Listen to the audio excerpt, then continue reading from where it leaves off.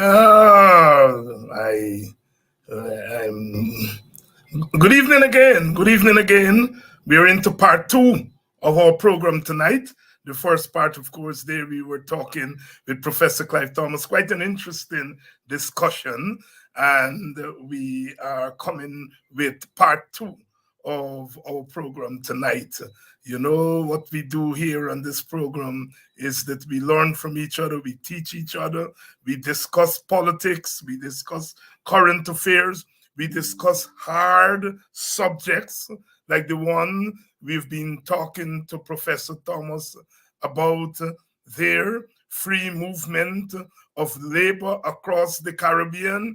We don't have to run and duck anymore. Nobody has to put us to sit down on benches anymore. From next year, we are going to be moving freely across the region. A dream come true. And of course, our Guyana is now the place where everyone is going to want to come. And as Professor Clive Thomas said in our discussion there in part one of our program, we are the ones who have to be grown-ups, not treat people as they used to treat us. After all, we are one people, one Caribbean, one nation. Welcome again. The PPP must go. The PPP must go. The PPP must go. Too many scandals. Too many scandals. Too many scandals. Too much oppression. The dictatorship is too much. In less than 3 years, this government has surpassed all other governments. The PPP must go. And once we make up our mind that the PPP must go, then we've got to start doing the work. In fact, we have already started to do the work. We have to up the ante. We have to up the ante. The PPP must go. As you know, we believe that Guyana must be shared by all its peoples. All its peoples. All ethnic groups, all social groups. Guyana must be shared. That's our position. We're clear about that. Good evening to all of you. Good evening, Cecile. Oh my goodness, I see my sister. Angela Wong Jonas.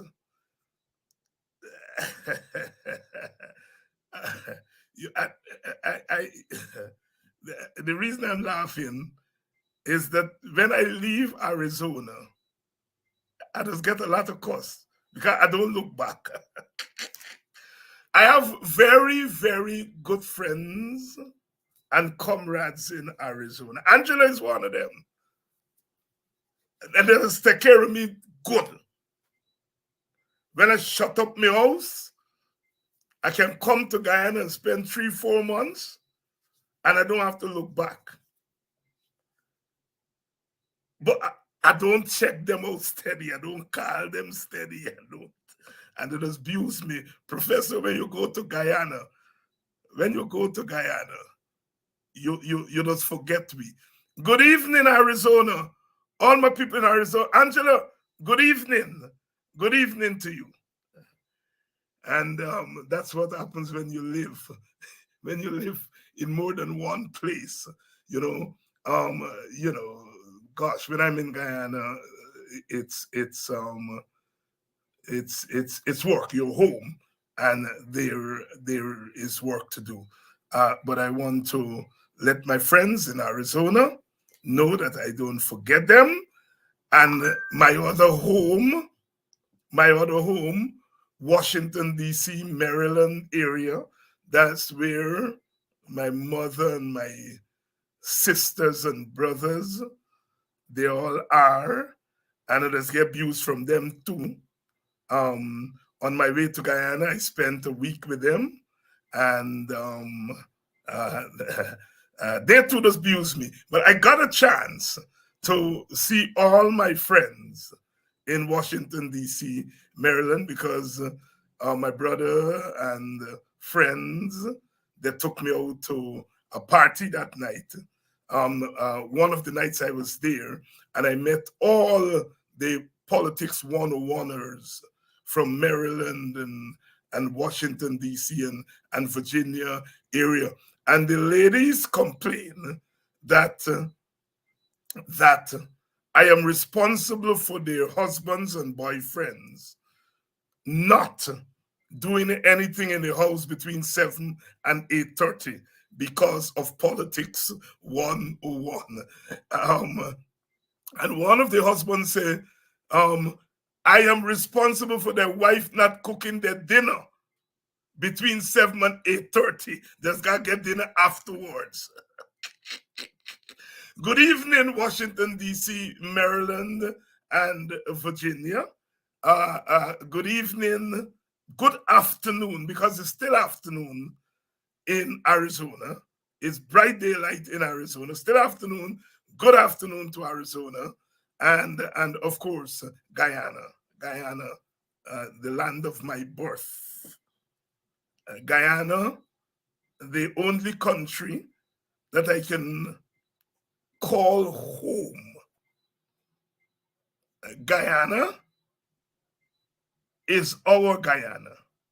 And wherever we are, we breathe Guyana, we smell Guyana, we cook Guyana.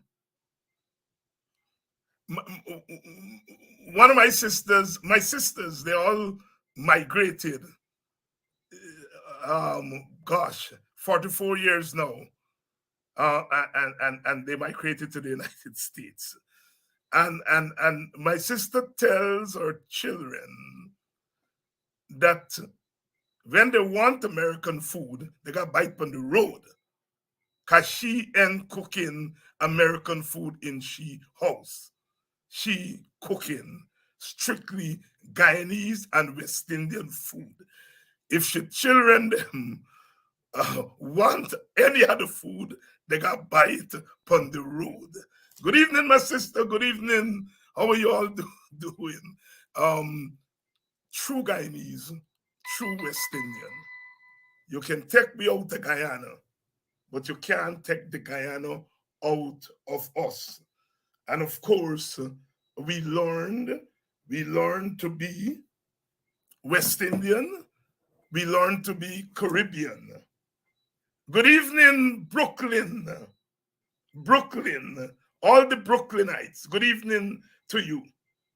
And a special good evening to the people of Dartmouth, the Dartmouthians, as they made me to know. I ran into a couple of them in Buxton. They came to a funeral of a relative, and they hailed me up. I won't tell you all the things they tell me and what they did to me, but they tell me the people from Dartmouth are Dartmouthians. Good evening to all of you wonderful people. You know, we are about politics, but politics is nothing without people, ordinary people. Ordinary people. And when I say ordinary people, I mean the salt of the earth. All right, Angela, next week. All right. All right. I'm going to make sure I set myself right. Next week. Good. Politics is about ordinary people, regular people. Let me take back ordinary, because it suggests that if you got ordinary, then they're extraordinary. So let me take back the ordinary. Politics is about regular people, regular men, women, girls, and boys. Without regular people, there is no politics. We who call ourselves leaders and so on, we got to be leading somebody.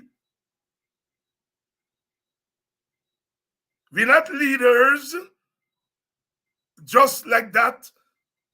We're leaders because we are leading people. And the people are really irregular people. And in many regards, they're the ones who teach us. They're the ones who teach us. I was remarking the other day that where would people like me be without the people in our communities, in our villages? The people who are upon you when you're doing things that you're not supposed to do. They help to nurture you. Those who teach you to read and write and spell and count. Those who teach you about poetry and science. Those who teach you about life. Those who cross the road so car will knock you down. They are responsible for us. And that is why I don't play with that. When I go to my village,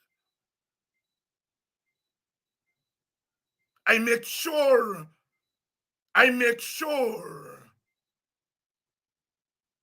that I touch base with everybody. A little hug, a little shake hand, a little joke, a little smile, a little laugh. Because our people don't ask for much. They don't ask for much.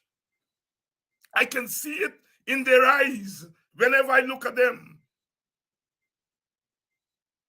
Just the opportunity to say to me, I don't miss politics 101. Just the opportunity to say, I like when you tell them, hey, just the opportunity to say, I know you when you was a little boy, running about the place. And I say to my fellow politicians, make right with regular people. They don't want much.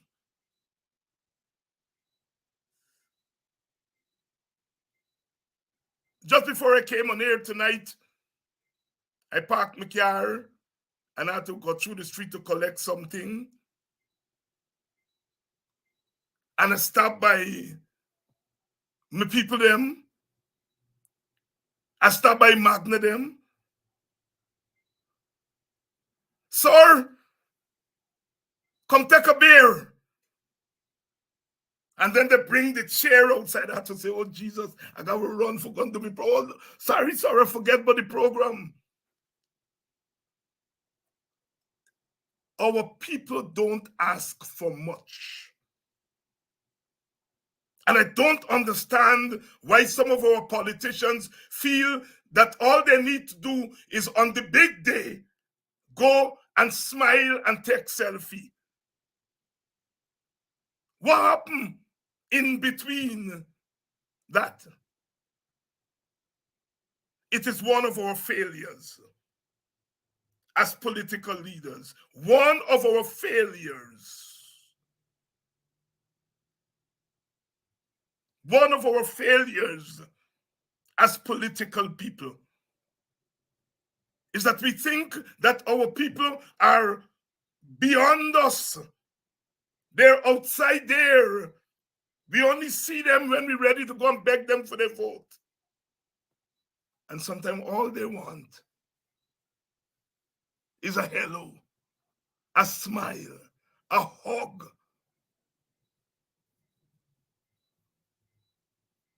It's one of the things I learned from a UC Guyana. Tremendous human being. I remember you're walking with Guyana, you're walking from road to where you live. Normally it would take you about 10 minutes walk. With Guyana, it can take an hour because everybody is stopped with them. and he listens. And you want to go hang out, and Guyana is listening to people. And I didn't know it then. It's now.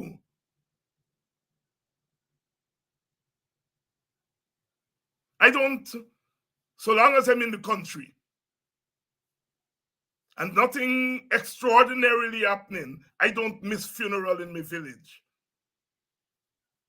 And the other day, a young lady, she has to be in her 20s or 30s. She says, "Sir, why to see you at all them funeral?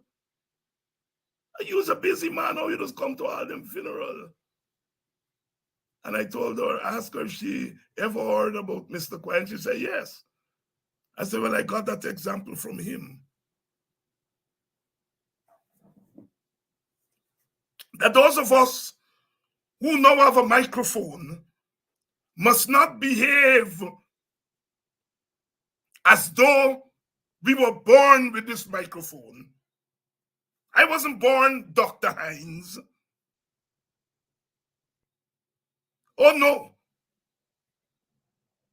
Long before any doctor touched my name, I lived in a place among real people who taught me about life.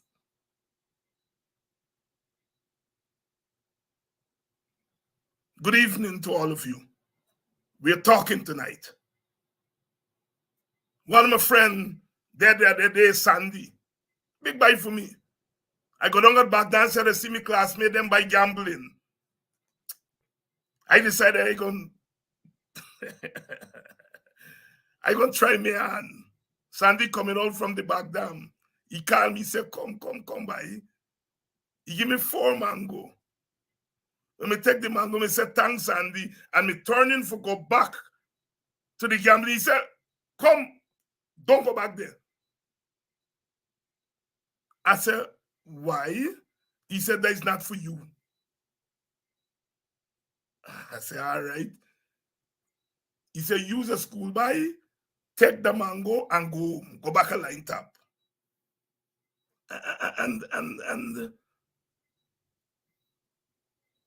I was, farm 1 or farm 2. But these are people who are investing in us. And I'm sure Sandy himself used to take a little nick. But his position is that it's not for me.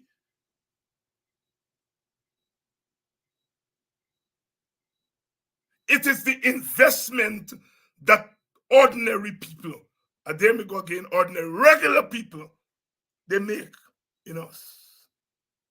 Good evening to all of you, wherever you are. And that is why I say 9 out of 10 times, I love you all. And it's not no fake love. It's a real love. The PPP must go. That is our task. Guyana must be shared among all its peoples. All.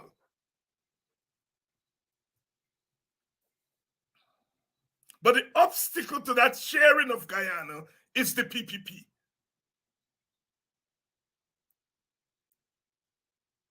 The obstacle to that sharing is the PPP. They've got to go.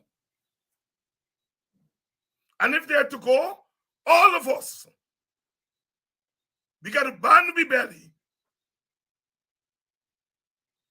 and apply ourselves to the task of getting them out of office. There are no ifs and buts about that.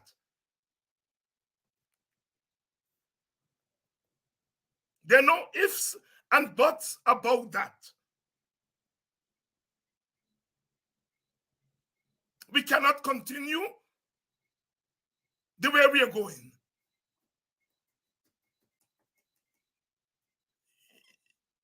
"20 Amerindian people, 20 Amerindian children died in a fire. a fire that was caused by the negligence of the government.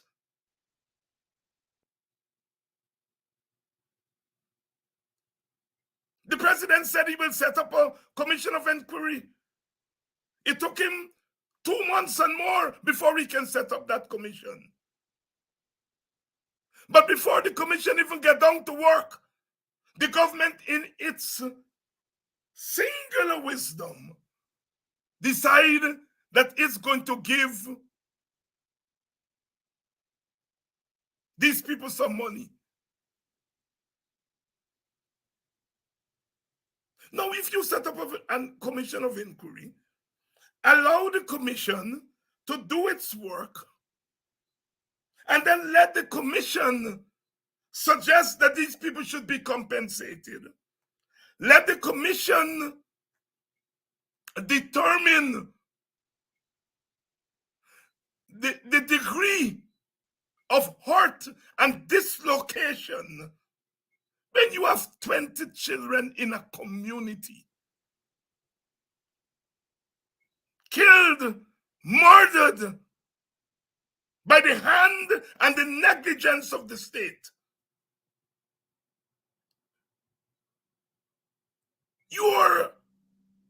The entire community is in strife.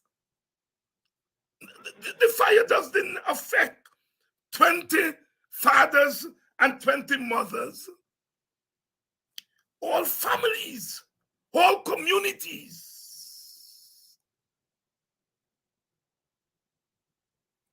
And you just think that you can take a couple $1 million and throw to these people.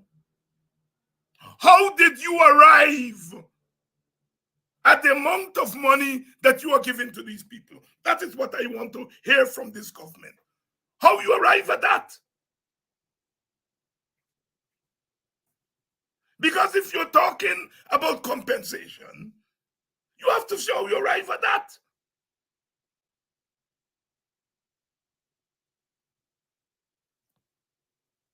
You all remember a minister was alleged to have raped an Amerindian child.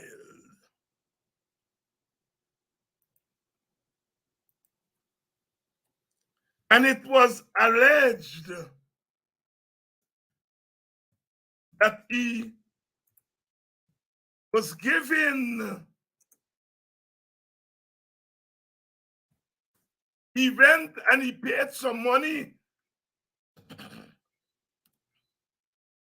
to the parents.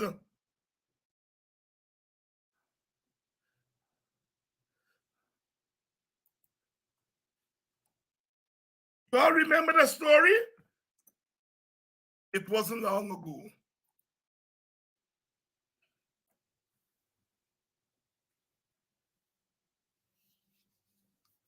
He was given $10 million allegedly to quiet the story down.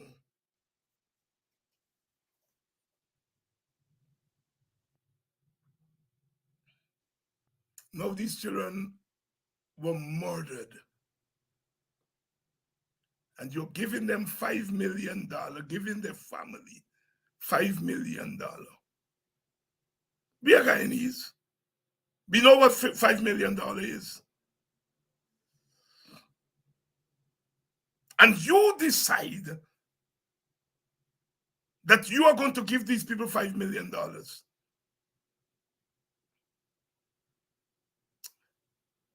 How have you arrived at $5 million?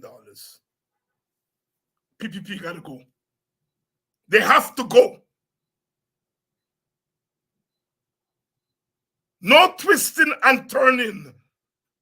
They got to go. They're ridiculous.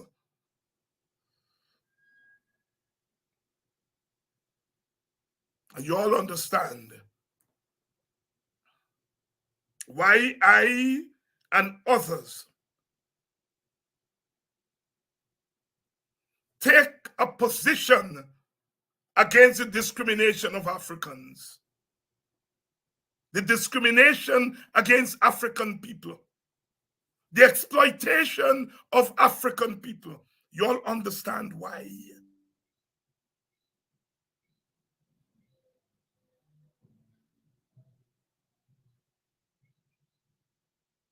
Because we understand that this government does not care about people.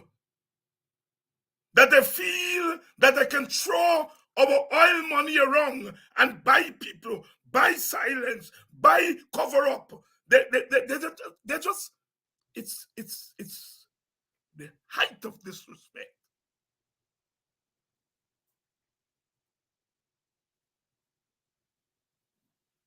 Yes, our people need money. Our people work. And you can't give them proper wages. Instead of taking money and give them as wages, you feel you can go to them and throw $40,000, throw $5 million and buy them.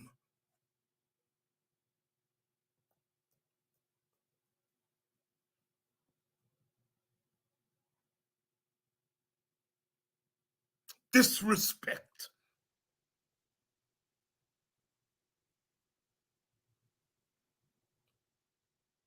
What is the price of dignity? Can money buy dignity? That is why I say I'm African.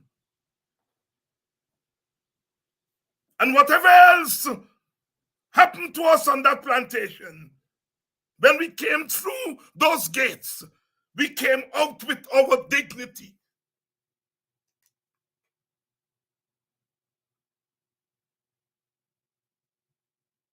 200 years, 300 years, 400 years of slavery did not crush our dignity.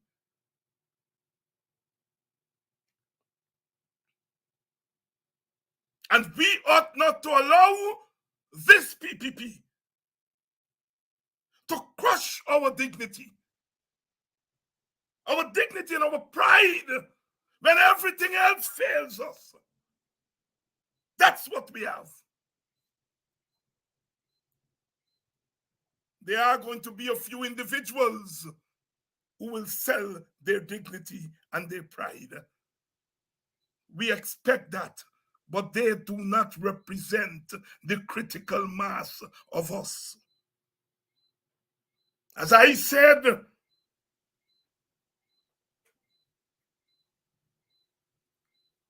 to Kit Nascimento, when he called me and Rickford Burke and Takumo Gonse dangerous men, the minute he did that, one of my sisters called me.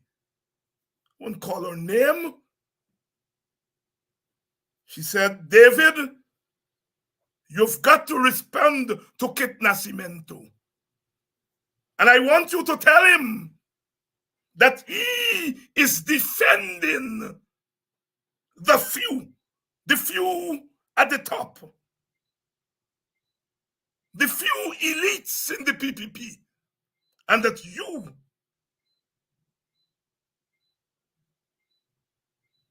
are defending the many.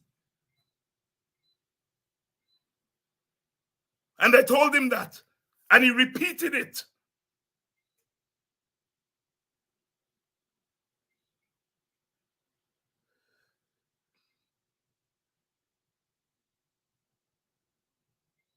Yes, our dignity matters. And I'm saying to African people, I'm saying to Amerindian people, I'm saying to East Indian people, I'm saying to Chinese and Portuguese, whoever, wherever you are, do not sell your dignity. Instead of taking the oil money and spend it on developing people, take them out of poverty so that their dignity can soar. You're taking the money to keep yourself in power.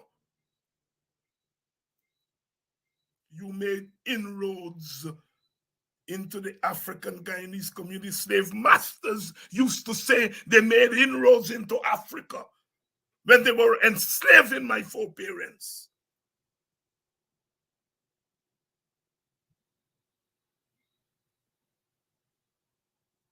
That's what your inroad is about. Come into my house. What about you saying that Guyana is a house? And let us share that house equally. No. The only house that Guyana has is the house on Rob Street that you call Freedom House, on Freedom House. And that if we want to enjoy our patrimony, we have to come into your house. The PPP must go. The PPP has to go.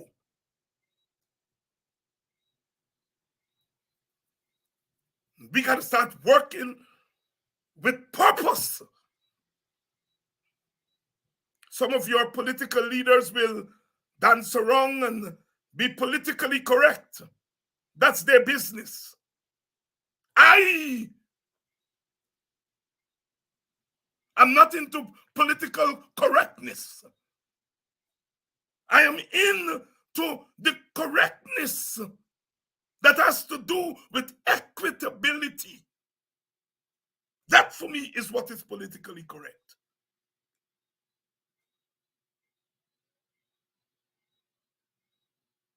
They make you all believe that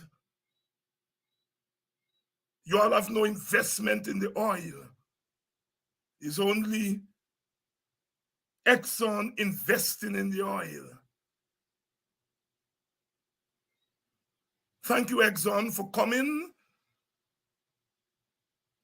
and investing in our oil. We are not a people without grace. Thank you, Exxon. You bring to the table what we don't have. And we don't have what you have because we did not colonize anybody. We were colonized.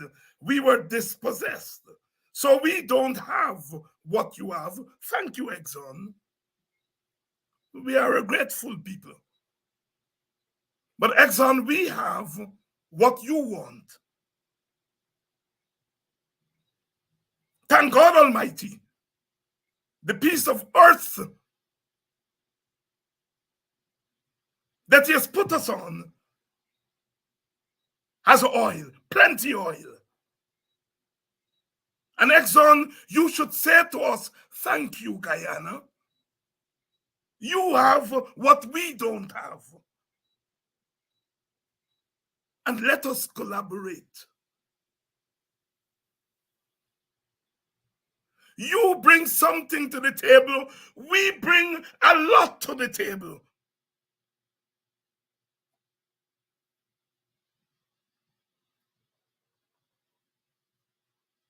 We are not anti-Exxon. We are not anti-investment. We are not anti-American. We are not anti all of those kinds of things. All we are saying is that oil was found on our soil, in our waters. And if you check those waters,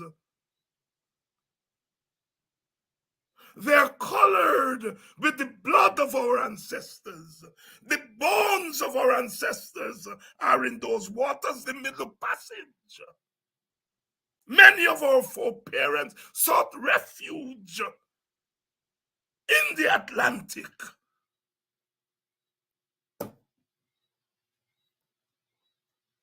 Exxon, thank you. But Exxon, thank us too. So when my elder Guyana said, wait a minute, this old man, 98 years, as he said, partly blind, but I'm reminding our people that they are the primary investors.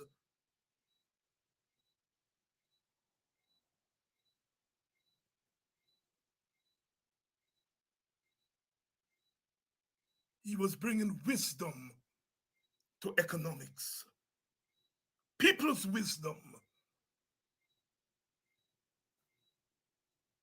reminding us that we are investors too.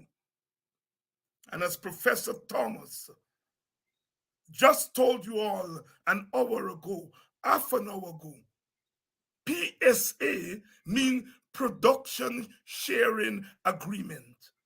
It doesn't mean ownership sharing agreement. We are the sole owners. We are sharing the production of the oil. You all hear me tonight? The PPP is behaving as though the oil belongs to Exxon, or the oil belongs to them, and they can give it to Exxon, collect a little small piece from Exxon, and do as they like. The PPP must go. They have to go. They're anti-national. They're anti-democratic.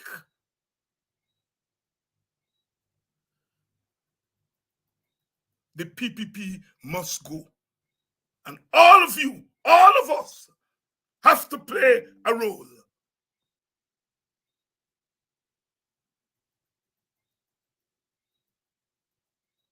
Thank you, Exxon. But Exxon, you must tell Guyanese thank you too. I don't care whether they call it neoliberal, socialist economics, whatever they want to call that intervention. I call it nationalist.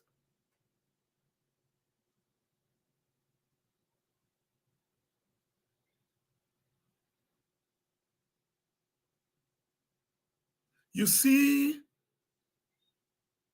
the issue here is distribution. Whatever we get, how you going to distribute it. What we are getting now is the beginning. And look at what they are doing with it. That is why we are clear. The PPP has to go. Why do we not have a national oil company that can sit next to Exxon as co-investors? Why do we not have a national oil company? The Working People's Alliance, the WPA, the five-man party as they call us. We stand alone in calling for a national oil company. And if the PPP does not want to set up a national company, we have to remove them from office.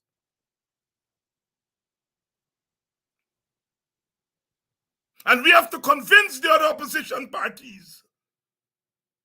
We need a national oil company. The government of Guyana cannot be the substitute for a national oil company.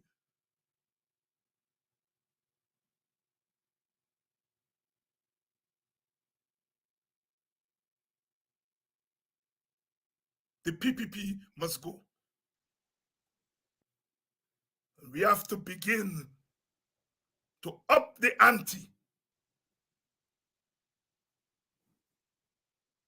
Organize ourselves. Make demands.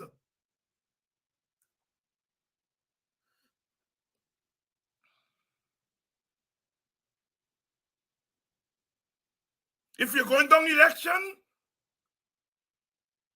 then the election machinery must give us an equal chance.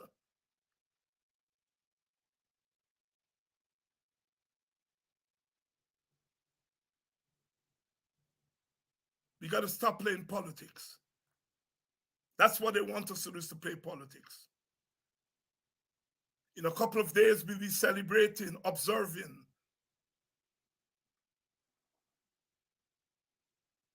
185 years since the end of chattel slavery. Let us use that occasion to make a statement. It's an African observance, but we are not alone in this country. Because if we did not emancipate ourselves, our brothers and sisters who came afterwards would not have come as emancipated people. All over Guyana, Africans will be observing. And let us use this emancipation observation to send the signal that we are sick and tired of being sick and tired, to quote Fannie Lou Hamer, an ordinary, regular woman from Mississippi. We are sick and tired of being sick and tired. And while I'm on emancipation, you know I don't beg you all too often. But around this time, I do ask for donations. I want to ask you all to donate to the events that we are planning in Buxton. The Buxton 1st of August movement, the Society for African Guyanese Empowerment, and the Toucan2 Club, those three organizations, come together and plan a month of activities. And I'm asking you all to please donate. I think most of you know the places, and I'll make sure I put it on the screen. Whatever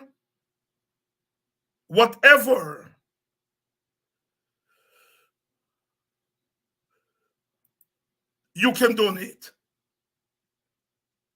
we're asking you to donate. Here we go. The Cash App there is on the screen, and the PayPal is on the screen. Please make your donations there. Those of you who are in Guyana, you can inbox me and I'll tell you where to drop off your donations and so on. Please donate to our emancipation events in Buxton. Make your donation to the Buxton Emancipation on behalf of Politics 101.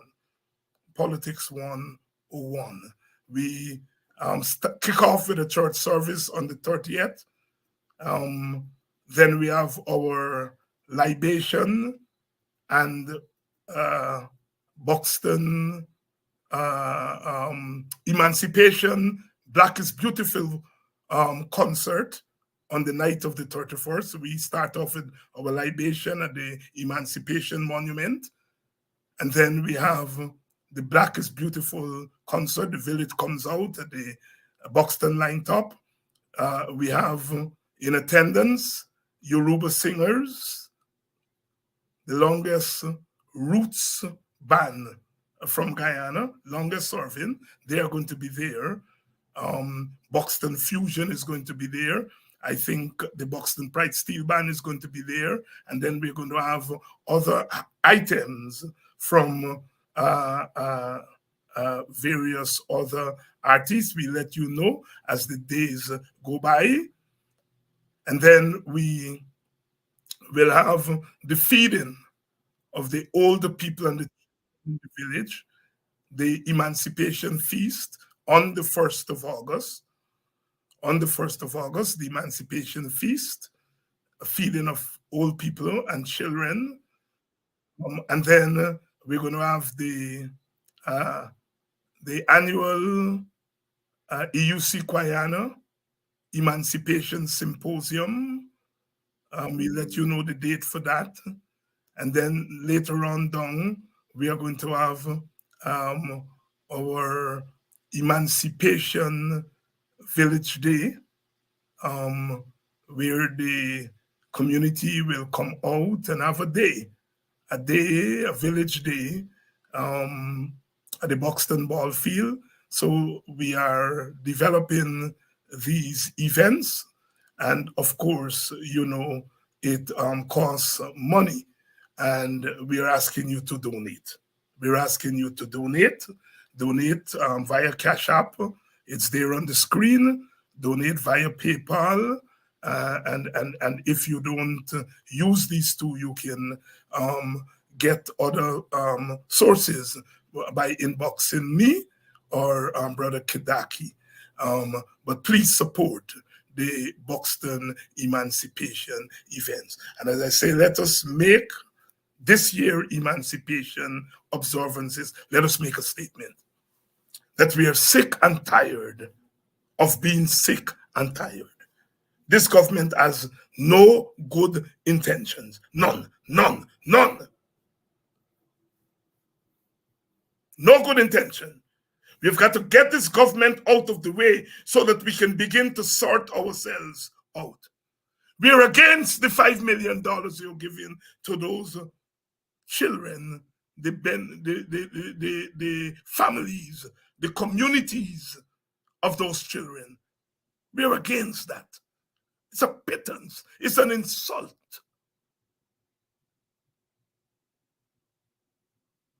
Why are they treating those Amerindian people, those first people, those people who were here before the rest of us came? That is why we start with our example. We are going to stand in between the government and their desire to take away the dignity of Africans. And if we win that struggle, we win the struggle for the dignity of all Guyanese, regardless of race. The PPP must go. The PPP must go. Don't tell me about democracy. That's a word they used to fool us. The slave masters used to talk about European democracy while they held slaves. They used to talk about European democracy while they colonized peoples.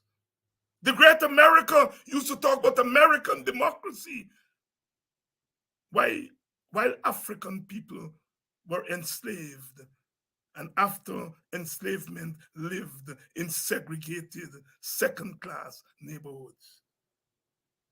Here in Guyana, they tell us about democracy while they mow down our homes, kill our sons, spit in the faces of our women,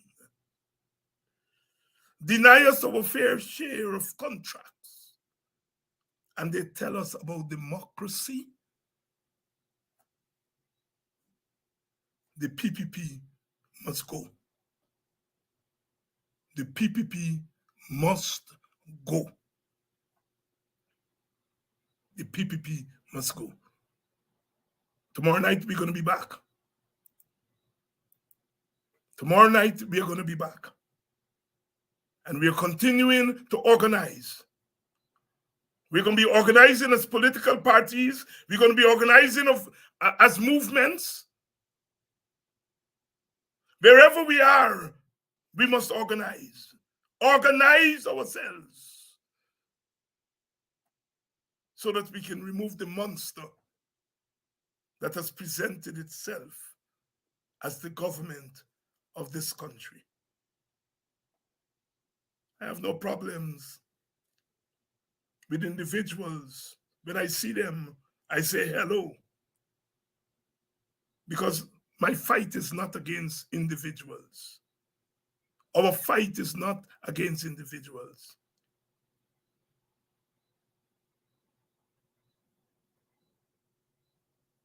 Our fight is against the governments. Our fight is against the institutions.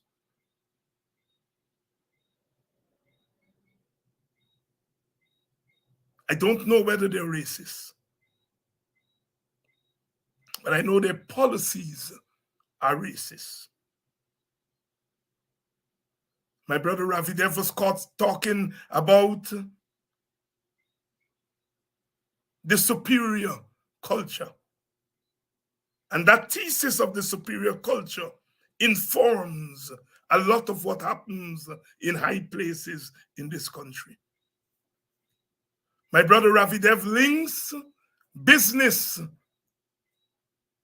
to culture. That's superior culture. So business is not about business opportunities.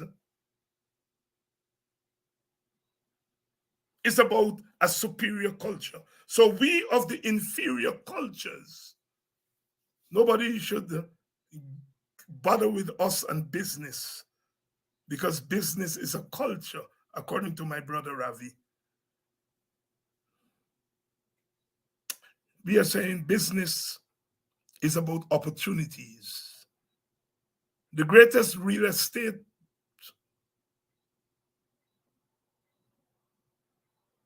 enterprise that was ever brought in the history of this country is the village movement. African people can do business. Amerindian people can do business. All they need is the opportunity. That they are not in the business sector has nothing to do with culture. It has everything to do with governance and systems. Free up the system so that all Guyanese can have opportunities to do business.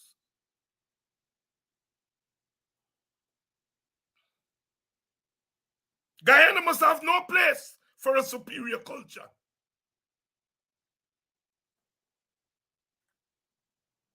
Have you ever heard David Hines talk about African culture being superior? He talked about African culture as important. Congo High Nation. It would not occur to me to talk about African superior culture. No, we have been fighting against superior cultures from the Middle Passage onwards. Ravi, you have to say something publicly. I am waiting for Ravi Dev. He has been quiet. He has not said it. Sorry, my mouth slip. I heard him last night on a program. They were on a program, called my name 3-4 times. And I'm waiting on him. Ravi, we don't need superior cultures in Guyana. The logic of superior culture leads you to that crossover vote nonsense that you're bandying around. Because what you're saying, one culture is superior, and those of the inferior culture must cross over and come to the superior culture. Ravi, that's where your logic takes you.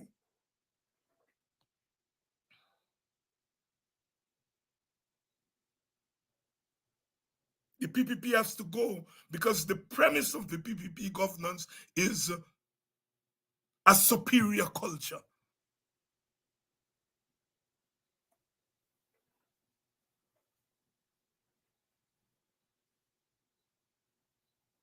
There's no place for a superior culture. We have been fighting against superior culture for the last 400 years.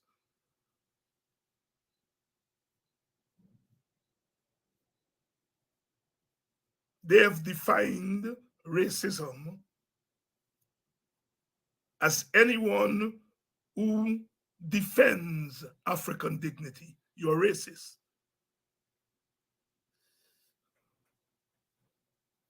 When I said to Africans, do not go out of your village to buy what you produce, to buy what's selling in your village. And I gave an example. They take the example to make it look like I was saying that Indian people should not sell black pudding, or Indian people should not buy black pudding. Indian people want to sell black people. That's their business, and they have every right to sell it if they want to sell it. But I'm saying to black people, you have no business. Live in Buxton, live in BV, live in Pleasance, where black pudding there in reckless abundance, to go outside of your village and buy it. If Indian people want to sell, make black pudding and sell in Indian villages, it's their right, and I support their right to do it.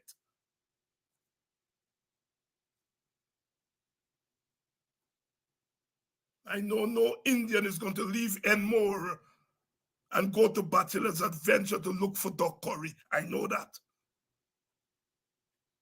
I know no Indian is going to leave Manripo and go to BV to look for Gail Barker curry. I know that. I know no Indian is going to leave Lusignan and go to Buxton to look for good dal and rice. I know that. But when I tell Africans what to do, they make me out to be a racist. A racist is someone who believes that his race is superior. And my brother Ravi Dev talk about a superior culture. Never came out of my mouth and will never come out of my mouth. I have been socialized differently.